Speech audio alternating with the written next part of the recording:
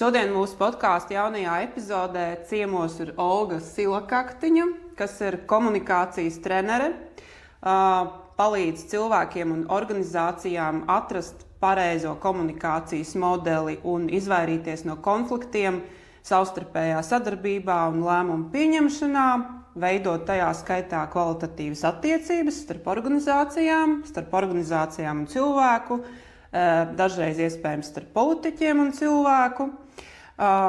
Tāpat Olga ir izdarījusi lielu darbu, apkopojusi latviešu, lietuviešu un lībiešu pasaules skatījumu viņas fonds cilvēkiem izdotajā grāmatā Lielātu pasaules skats.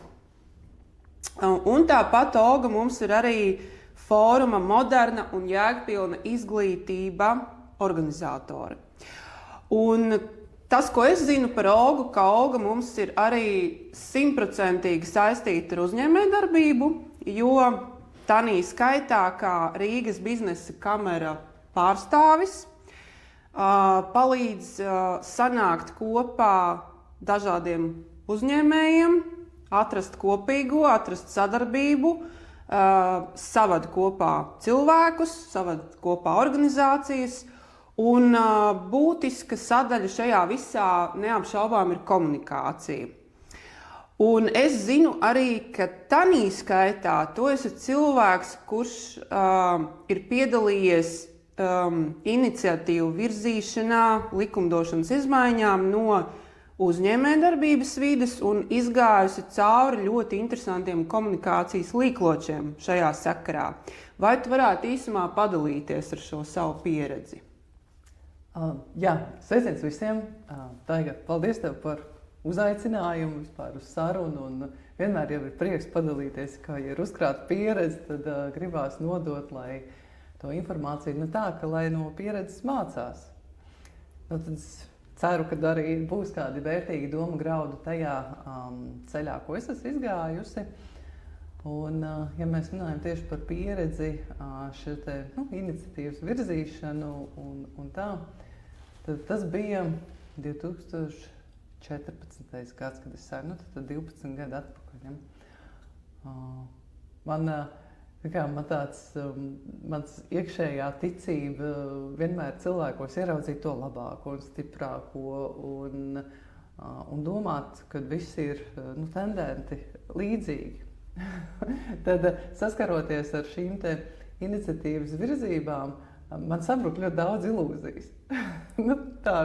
Jo bija situācijas, kur, piemēram, pirms kāds radio intervijas, mēs kamēr gaidam to uzaicinājumu uz to studiju un viss, tajā foijē notiek pilnīgi cita līmeņa sarunas, tāds draudzīgs, tāds cilvēcīgs, un tu saproti, forši cilvēki.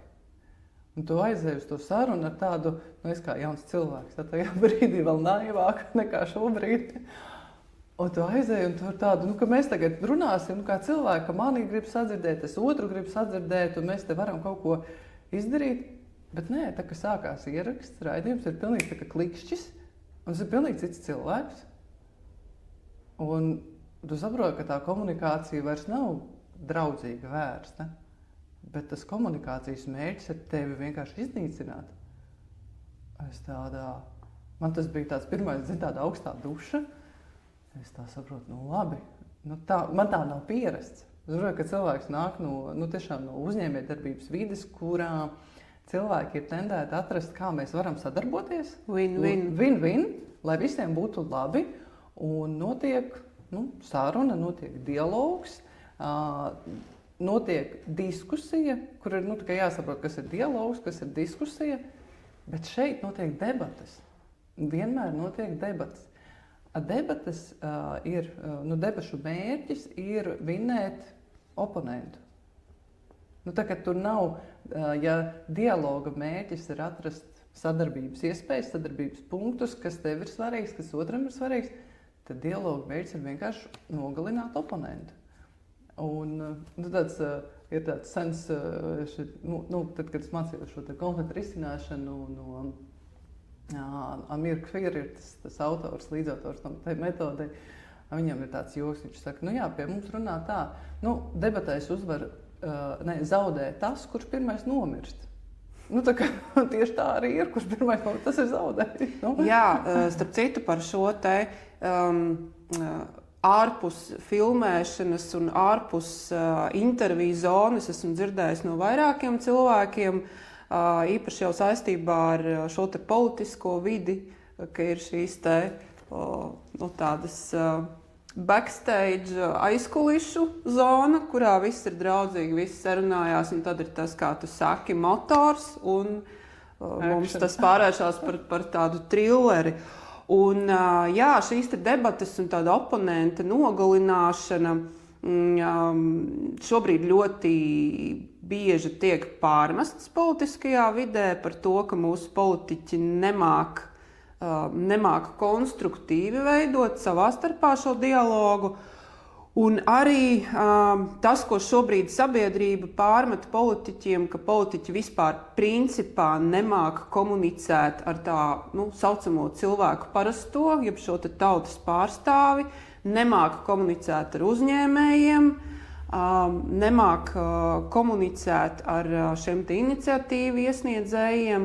Faktiski mums iztrūkst jebkāda komunikācija konstruktīva, uz risinājumu balstīta starp šiem lēmumu pieņēmējiem un procesu virzītājiem un šo te tautu.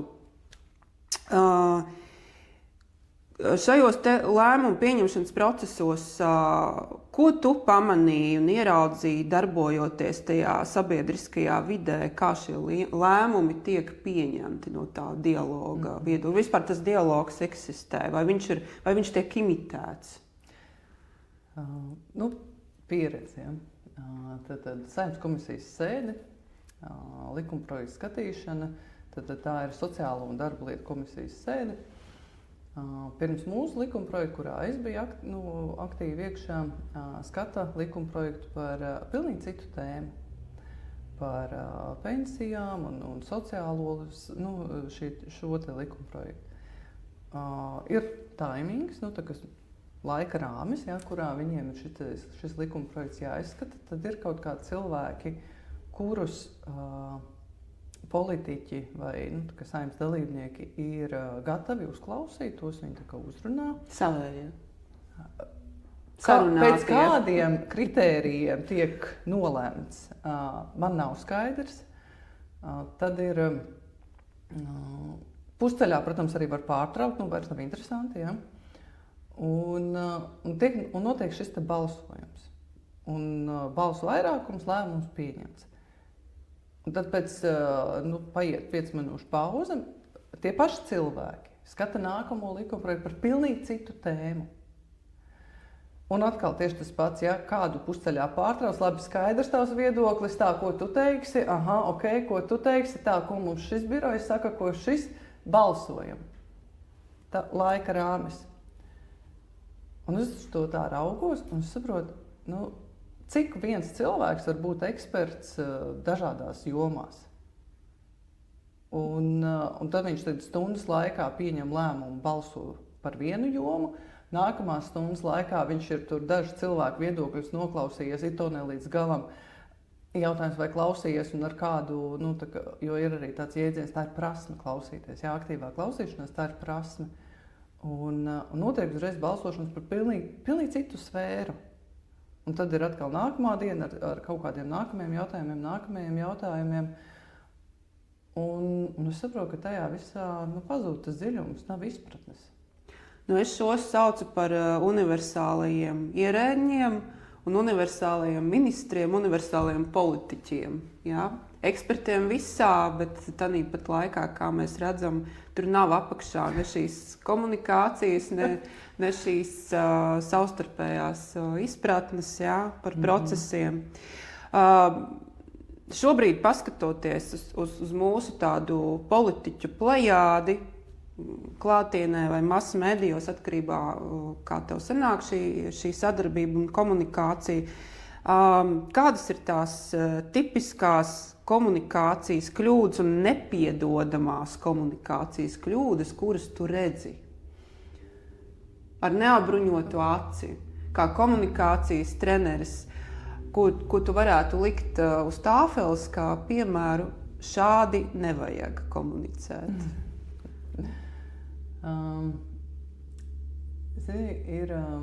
Es laikam ņemšu to piemēru no pozitīvu parenting tips and tricks, ja? Kā viņi latviskot, vecāku pozitīvās komunikācijas ieteikumi. Ļoti vienkārši. Connect before correct. Tā kā savienojies, pirms tu dod kādu izmaiņu. Šeit ir skaldi un valdi, un tas darbojās tas dziļākais slānis, ja mēs paskatāmies, tad jautājums ir, vai tu tici savas tautas katra atsevišķa indivīda spējīgumam? Vai tu uzticies? Jo katra politiķa komunikācija patiesībā parāda, ko viņš patiesībā domā par savu tautu, par savu cilvēku. Tas veids, kādā viņš ar viņu runā, manipulatīvi, nepasakot līdz galam, neatbildot tieši uz jautājumu, tieši parāda, ko tieši šis konkrētais cilvēks savā tautas individā katrā saredz. Vai tas ir kaut kāds idiots, kurš ir vadāms un neko nesaprot, un tad vai viņam var piestāstīt visu kaut ko, vai nomanipulēt, vai vēl kaut ko. Vai tas ir cilvēks, vai es redzu savus tautas pārstāvi, es zinu, kādu kultūru viņš sevī nes, kas ir tas DNS kods, ko viņš sevī nes, un es viņam uzticos. Un es saprotu, ka mēs esam vienoti, un tad jau mēs varam iet uz šo sadarbību. Tā kā nav izveidojusies šī te saikne. Tad politiskai varai nav saiknes ar tautu, tad nav šis te connect, savienojums, pirms ir kaut kāds izmaiņas tiek izdarīts. Paklausoties to, ko tu teici, man uzreiz prātā nāk šis salīdzinājums ar toksiskajiem partneriem partnerattiecībās. Ja? Tad mēs savā ziņā varētu teikt, ka šiem politiķiem piemīt tāds zināms narcisms. Tie nebūs mani vārdi, ir tāds Krievijā tāds psiholoģijas institūts, kas man ir simpātisks Институт инновационных психотехнологий. Un tur ir tiešām šis Inovatīvo psihotehnoloģiju institūts. Jā. Un viņš šo daudz analizē, runā par šo, ka, ja mēs tiešām, viņš gan runā arī pasaules mērogā, bet es nedomāju, ka mēs daudz no tā visa atšķiramies, ka tiešām, ja katrs, kurš ir pie politiskās varas, iziet šo te psihodiagnostiku, savas psihas diagnostiku, kādā veidā viņa psiha funkcionē, tad vairums gadījumā, tas būs ar narcismu iezīmēm. Jā, šis neizklausās pēc tādām pozitīvām prognozēm. Statistika nemanējā. Tāpēc es saku, tās var būt baumas, bet es uzreiz iedodu atsauci, no kurienes man ir šīs baumas, pārbaudīt paši. Jā, šis ir diezgan tā skarbi iedomāties, ka pieņemsim, mums ir 80 narcisi Jēkabīlā. Vai sadalot šos politiķus par tādiem flangiem, konservatīvie, centriskie, prokrieviskie, progresīvie, vai tu redzi atšķirības šajās komunikācijas kļūdās? Varbūt, ko tipiskāk dara vieni, runājot ar sabiedrību, un ko tipiskāk dara citi? Nezinu. Man liekas, ka tas vienojušais faktors ir tas tajā, kā tu redzi to otru cilvēku. Narcisms. Man nepatīk likt diagnozi, man patīk likt ārā tās, ko mēs varam savādāk. Un ļoti interesanti, tu tagad sauc šos sadalījumu. Es domāju, kur ir cilvēciskie? Kur ir cilvēks cilvēkam politiskais spēks? Ja? Kur šis paliek? Jo tad, kad katram ir sava šī taisnība, Tas ir tas rāmis. Tad sanāk tā, vienam ir progresīvais puzles gabaliņš, ir konservatīvais puzles gabaliņš. Un tā vietā, lai abi divi saliekam tos puzles gabaliņus kopā, jo gan man ir cilvēki piekritēji, gan tev ir cilvēki piekritēji, mēs saliekam kopā, mums būs lielāka bilde, mēs sapratīsim viens otru, mēs atradīsim sadarbības modeļus un būs skaisti. Bet notiek šī cīņa, visu laiku šī cīņa, kurš ir labāks. Tu aizēji mežā, tur ir pilns ar zvēriem, un katram zvēram ir sava vieta, sava loma. Kurš ir labāks? Neviens. Jā, tas, ko es sadzirdu, ka bieži vien tiešām notiek tā cīņa par to ideoloģiju, kas, protams, šī brīža ģeopolitiskajos apstākļos, protams, spēlē nozīmīgu lomu, bet tāpat laikā, jā, kā tu saki, mēs esam piemirsuši to, ka faktiski tas demokrātijas būtība un visas šīs varas būtība jau ir rūpēties par to cilvēku, kurš ir tas valsts pamats, jo, ja nebūs cilvēka, par ko tad mēs rūpēsimies? Ja? Kā tas būtu labojams? Tev ir kaut kādi padomi, tips and tricks, kā atgriezt politiķus šajā pārliecībā, vai kā viņus pārliecināt par to, ka labdien, šeit ir cilvēks, un es esmu tavs galvenais mērķis, mana labklājība ir tavs galvenais mērķis, nevis tavas politiskās ambīcijas. Tas ir jāgrib cilvēkam pašam. Šis ir viens no tiem,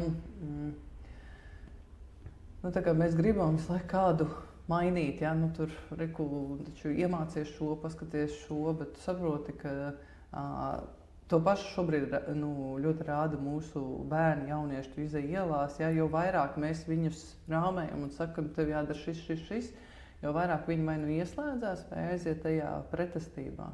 Un tas pats ir, tas ir psihisks mehānisms arī ar cilvēku. Ja, ja cilvēks guļ, sasedz viņu, viņš mīl. Viņa miegs ir tikpat svēts, cik tas cilvēks, kurš ir pamodies un mošs, ja, cik pamodušā možums. Un,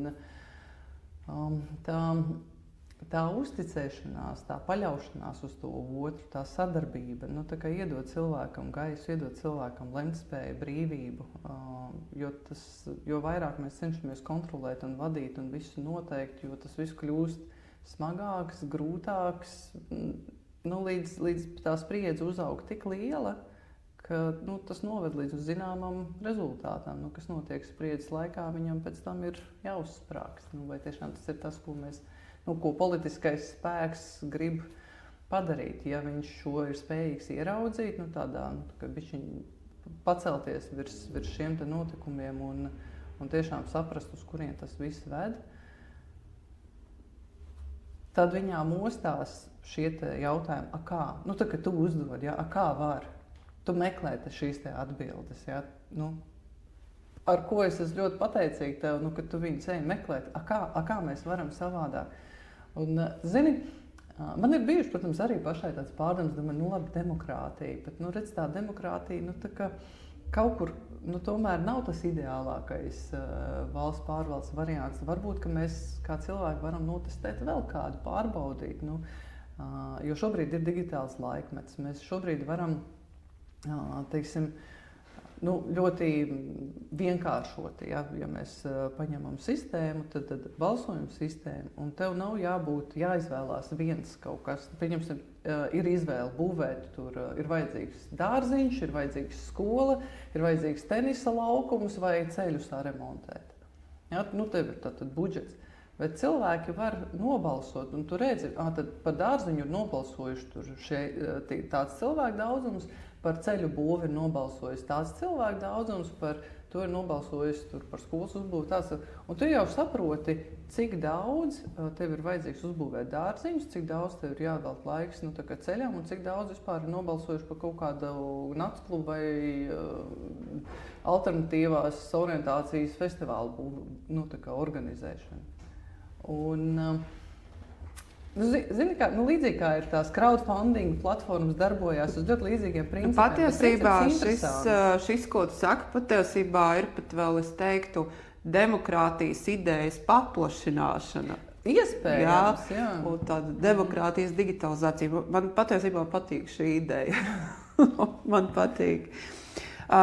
Mēs runājam par to politiķu ikdienas komunikāciju, bet ja mēs paskatāmies priekšvēlēšanu kampaņas un priekšvēlēšanu laiku, kas faktiski jau ir sācies arī šogad, tad šī komunikācija mēdz diezgan strauji mainīties. Un, kā tev šķiet, kas ir tas iemesls, kāpēc joprojām cilvēks notic šai komunikācijai, izmainītajai komunikācijai politiskās kampaņas laikā un aiziet nobalsot par šo politisko spēku, kurš sevi 4 gadu laikā ir parādījis kā sliktu komunikātoru. Bet tad notiek šis maģiskais brīdis, mēs visi atkal kaut kam noticam.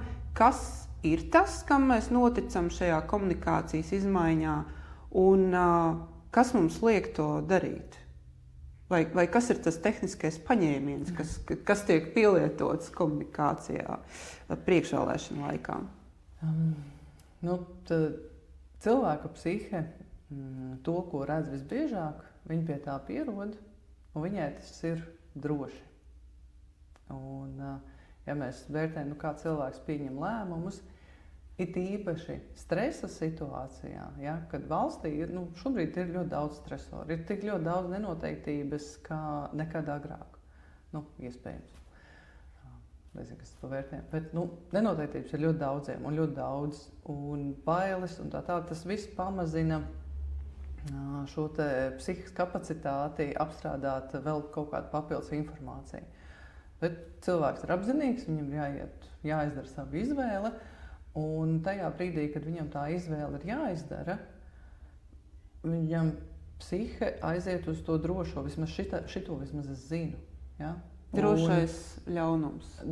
Zināmais ļaunums. Ir arī, kāpēc ir šie te plakāti daudz, jo tu vairāk izēji sabiedrībā, vai tā ir tava bilde, vai vēl kaut kas, ja? Jo cilvēks tevi arvien vairāk un vairāk atpazīst, un tas jau liekas, šito cilvēku jau es kaut ko redzēju, šito jau es zinu. Jā, tāpēc ir tik ļoti daudz mēs redzam tieši sejas politiskās, kad ir šīs reklāmas kampaņas, jo tu biežāk sevi parādīsi, jo vēlētāji zemapziņa tevi uzskatīs par drošu. Jā, šo es arī dzirdēju pašvaldību vēlēšanu kontekstā ar jauniešiem runājot par to, ka faktiski viņi neiedziļinās ne politisko partiju programmās, ne piedāvājumos. Tas, ko es dzirdēju, mēs skatāmies TikToku. Un ja es šo cilvēku esmu redzējis TikTokā, tad viņš automātiski iekrīt kaut kādā influenceru kategorijā, un es sāku viņam ticēt. Savējais tad ir atrasts kaut kāds, ne tikai es viņu esmu redzējis, es ar viņu esmu, man ir kaut kas ar viņu kopīgs, ja, kaut vai TikToks, es sekoju viņam TikTokā, un patiešām nav visiem interesanti iedziļināties politikā, nav visiem laika to darīt. Ja. Cilvēks grib uzticēties, viņš jau grib dzīvot savu dzīvi, vienkārši piepildīt ar savu šo te darbību, kas viņam ir tuva, mīļa, patīkama. Jā, šis ir interesants. Es pirmo reizi patiesībā dzirdu, ka tu vari kļūt par savējo kādā grupā, esot digitāli tajā burbulī. Jā? Šī ir tāda, manuprāt, jauna parādība. Ko nozīmē savējais vispār? Jo līdz šim mēs to vairāk attiecinājām uz tādu klātienes komunikāciju. Tad es saprotu, ka šobrīd tas jau veidojās uz citiem pamatiem, kad mēs cilvēku sākam uztvert kā savējo komunikācijā. Man liekas, ka šis ir tāds, par šo vēl tādu izdarīt, man nav tādu secinājumu šobrīd, ja, es nezinu, jo es arī vēroju tās komunikācijas, kā viņas veidojās, kā viņas mainās un cik tas, kas notiek digitālajā vidē, atbilst vispār īstenībai un kas vispār notiek ar cilvēkiem. Ja? Jo pie manis jau arī uz kaut kādām konsultācijām vai talantu diagnostiku vai citām lietām atnāk cilvēki un parāda man vispār savas dzīves šo te otru pusi, kur tu saproti, ka viņiem tā dzīvā komunikācija, kurā viņš tiešām var ieraudzīt sevi miedarbībā, atpazīt, vispār iepazīt, saprast, trūkst. Tā kā tur tāds dziļš tas jēdziens. Runājot par cilvēka dzīves otru pusi, to, ko mēs parasti neredzam, kas tavuprāt patiesībā rada konfliktus? Vienkārši cilvēka raksturs, apstākļi, vai tas ir kaut kas dziļāks? Un vai šie konfliktu rašanās principi strādā visur vienādi, vai konflikts rodās vienādi privātajā telpā un tieši uz tādiem pašiem nosacījumiem, piemēram, arī politiskajā vidē?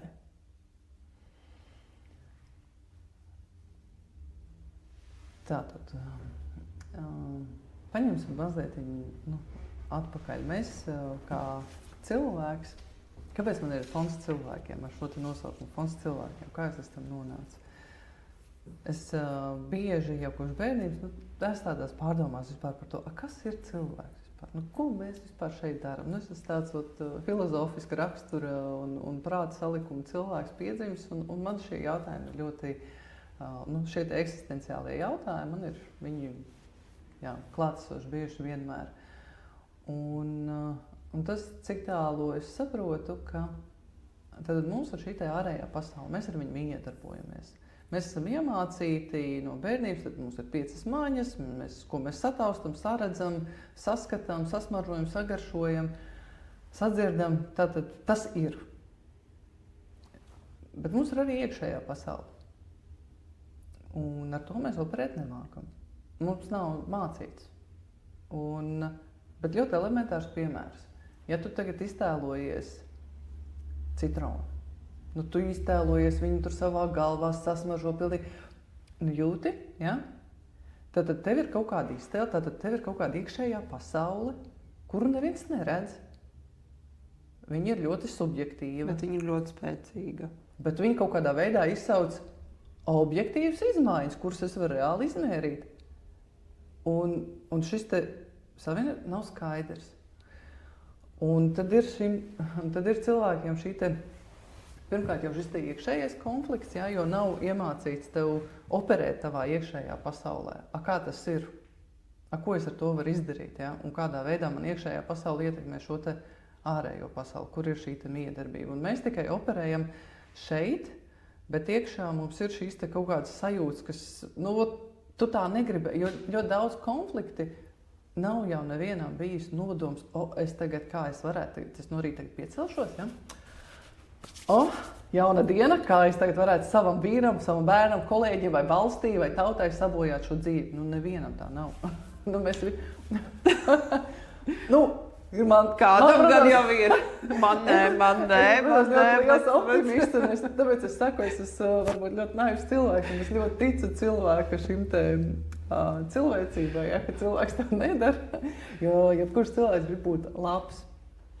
Un ir tie vislabākie nodomi. Un tie konflikti, lai arī cik draudzīgs kolektīvs brīžiem rodās vienkārši uz līdzenas vietas, un katrs taču nāk un saka, es taču tikai to labāko gribēju, es taču vispār negribēju neko sliktu.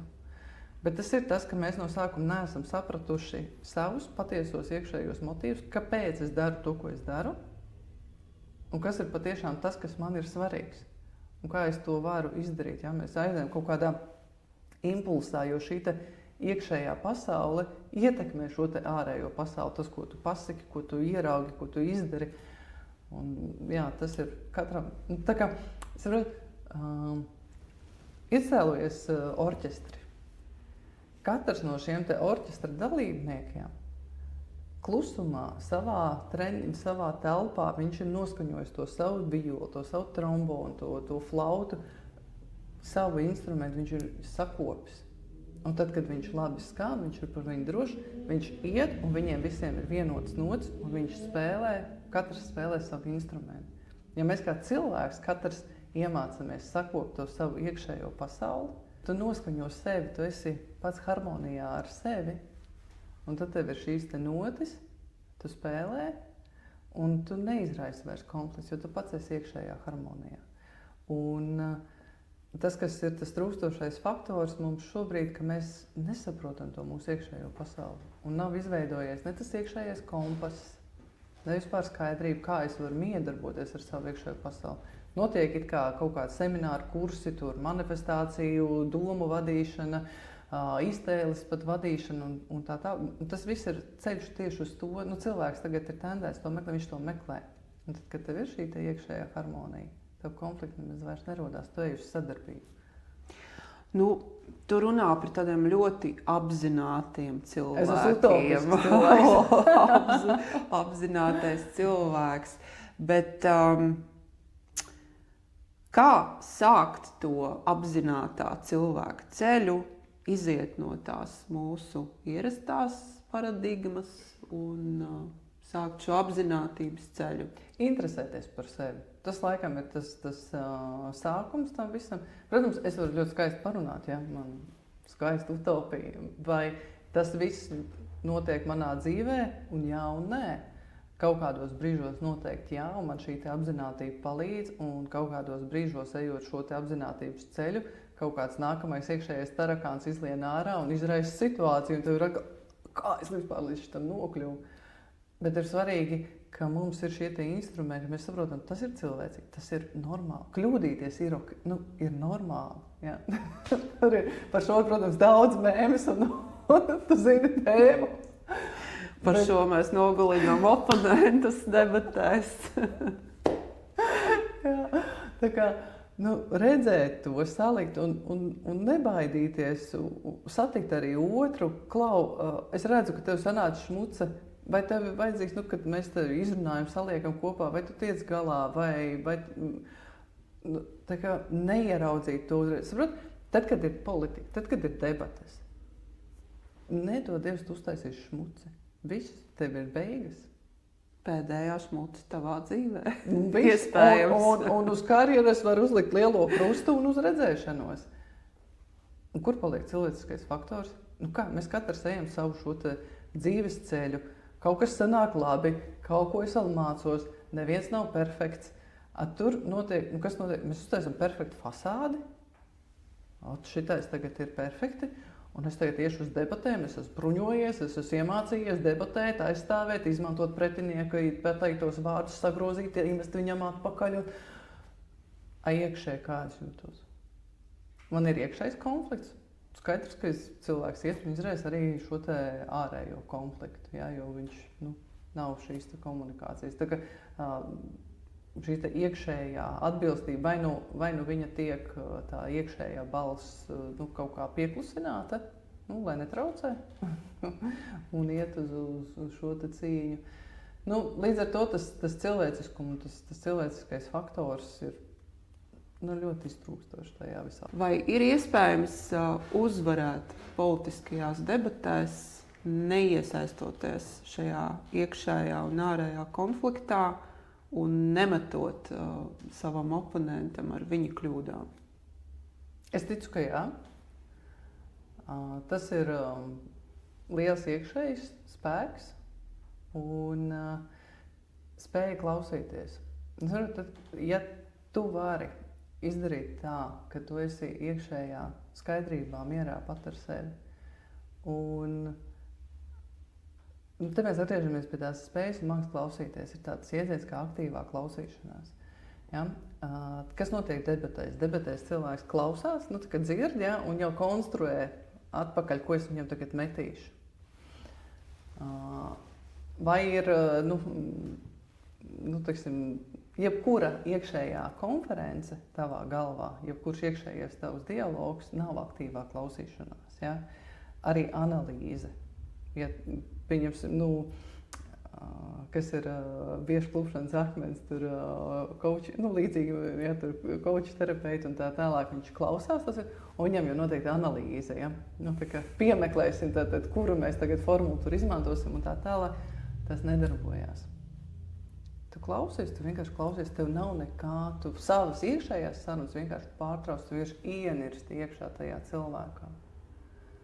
Un tad, kad tu viņu spēj sajust, un tas ir tik fenomenāli, kur tas ir konflikta risināšanas pamats vispār, kur tu saproti, ka tev smadzenēs ir spoguļu neironi, un tu vari cilvēku otru saprast, izdzīvot to pašu, ko viņš dzīvo, jūt, domā, zina, pateicoties tiem saviem spoguļu neironiem, pat neesot tajā, nepiedzīvojot to situāciju, tiešām pa īstam.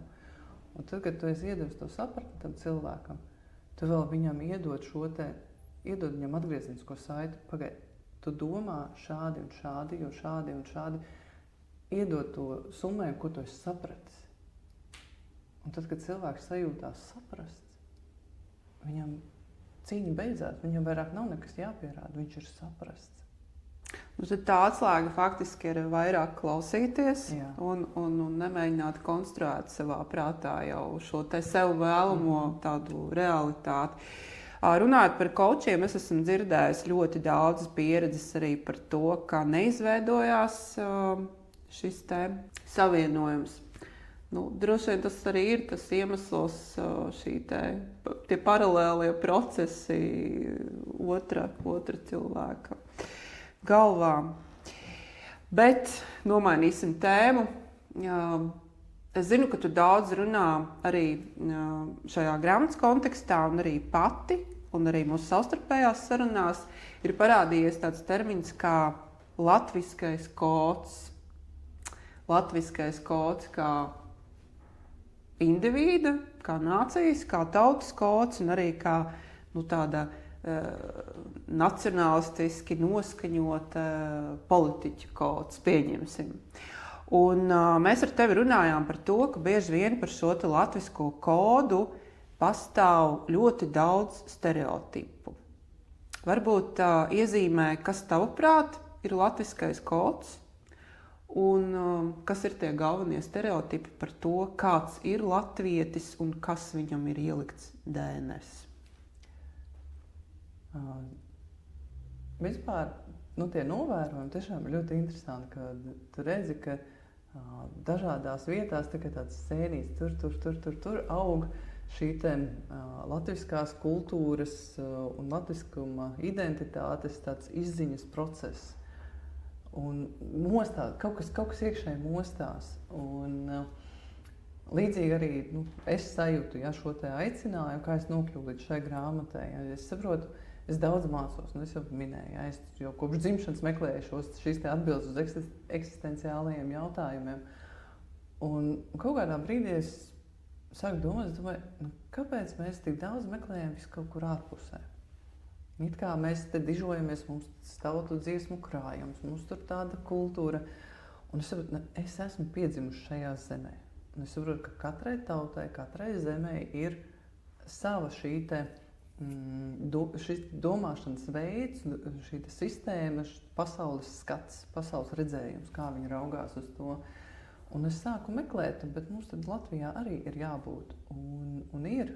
Un es nokļuvu, pilnīgi interesanti vispār tur, tad Uldis Zandbergs vadīja lekcijas, mūsu sudraba ticējums, un viņš ir šīs grāmatas vāka autors, un viņš jau ir Taisaulē cilvēks, bet es pagūlu pabūt uz viņa dažām lekcijām, kur viņš skaidroja, kādā veidā tad mēs latvieši lāti patiesībā, kas ir gan lietuvieši, gan latvieši, gan līvi, šo te informāciju, kā mēs dzīvojam, kas ir tas mūsu informācijas, tas redzējums. Astomirklīgā domāšana mums ir tāds termins. Un tajā lekcijā es satieku Regīnu Valtenbergu, kas ir šo grāmatu sastādījusi. Savukārt viņi abi, gan Uldis, gan Regīna un vēl cilvēki, ir mācījušies pie Anželikas Zelmas Tamūžas, kas arī ir šīs grāmatas autore. Un izrādās viņas dzimte ir no paudzes paudzē nodevusi šo te zinātniecību, šo te informāciju, šo ziņu. Un viņa gan kā zinātniece no vienas puses, gan kā šī zinātniece no otras puses ir salikusi kopā to visu krājumu tādās lekcijās. Un Regīna tās lekcijas ir apkopojusi, ir šī grāmata, ir svētku grāmata, pasaku grāmata, un izrādās mūsu ļoti daudz ziņas ir iekodēts mūsu valodā. Un ja mēs paraugamies uz valodas pētniekiem, tad viņi ir atklājuši, ka latviešu un lietuviešu valoda ir vissenākās dzīvās valodas uz pasaules. Ja? Tad mūsu valoda satur sevī ļoti daudz kodus. Un noteikti ir dzirdēts vārds kā burtošana, ja, piemēram. Un katrs burto jebkuru vārdu pēc sava koda, pēc savas valodas. Pieņemsim vārds dators. Mums liekas, ka tas ir svešvārds, jo viņš ir parādījies kaut kur, kaut kādi. Ja? Bet patiesībā tas ir datu ors. Un kas ir ors? Ors ir gaiss. Ja? Tad datu gaiss, tas ir dators. Mūsu valoda pēc atkodē šo. Ja? Katrs pēc savas valodas. Un vēl es esmu interesanti dzirdējusi vairākās, tās gan ir vienkārši YouTube tādas, video, pat ne lekcijas, vienkārši video, nosauksim to tā, bet interesanti. Neesmu skatījusies zinātniskās atsauces, bet tas, ka latvietes, tieši latviešu sievietes, neskatoties uz to, ka mūsu zemē ir ļoti daudz dažādu tautu pārstāvju un bijuši ļoti dažādi laiki, ja? Bet mūsu DNS kods, šīs latviešu DNS, ir bijis visstiprākais pār visiem, un viņš ir nodots no paudzes uz paudzi, tieši šis latviskais DNS. Un tieši caur šo te valodu, caur to, kādu valodu tu lieto, tu pats sev atkodē vaļā to, kas ir tieši tavs identiskais latviešu kods. Un par ko man ir tiešām tāds prieks, ka katrs viņu šobrīd, bet ļoti daudz cilvēki viņu meklē. Ko tad es īsti daru? Kāpēc es esmu piedzimis šajā zemē? Kāpēc es nebraucu projām tur, kur ir, pieņemsim, saulaināk, labāk? Kas man šeit tur? Un viņš mostās, tas latviskais kods, un ļoti skaisti mostās. Runājot par šo te latviskā koda nešanu, mūsu ļoti, ļoti liels cilvēku procents Latvijā ir ar šīm te jauktajām asinīm. Ņemot vērā, kā tu teici, šeit ir bijuši dažādi laiki. Man tanī skaitā ir 7 asinis. Un es esmu dzirdējusi no daudziem tādus pārmetumus, kad tu nevari nest latviskumu, jo tu neesi pietiekami tīrs latvietis. Ko tu teiktu par šo?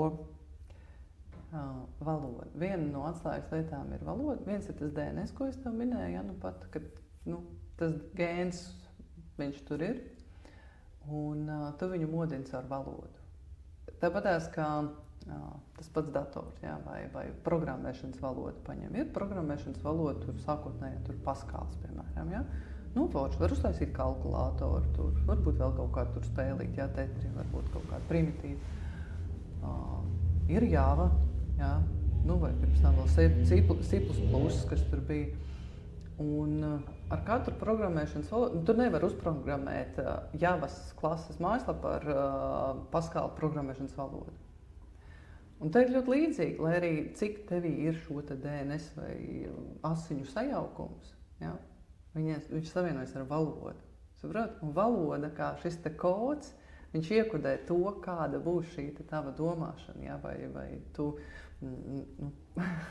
Paskala līmenis, ja, vai tagad kādas tur mūsu tās programmēšanas valodas, tās jaunākās ir tās, es vairs nezinu tik daudz. Bet, to ideju saprati, ja, kāda ir tava valoda, tāda ir tā tava domāšana, tā tava apziņa. Un tas arī ir tas tavs latviskums. Tu runā latviešu valodā, tu esi latvietis. Nobeigumā apkopojot gan mūsu sarunas politisko bloku, gan arī sarunu par lātiem un latvisko kodu. Kā tu noraksturotu pāris teikumos tādu ideālā politiķa komunikāciju ar sabiedrību, nesot latvisko kodu?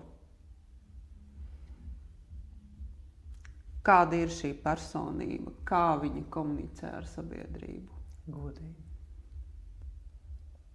Tas ir vienkārši viens vārds. Tur ir godīgums sākas ar godīgumu pret sevi. tad, kad tevi neviens neredz, kas tu īsti esi. Un ja viņš ir godīgs un saiknē ar sevi, viņš būs godīgs un saiknē vienotībā ar savu tautu. Paldies, Olga! Turpinam nest latvisko kodu. Paldies! Un labu komunikāciju. Jā, daram savā sirdsgaismā. Paldies tev!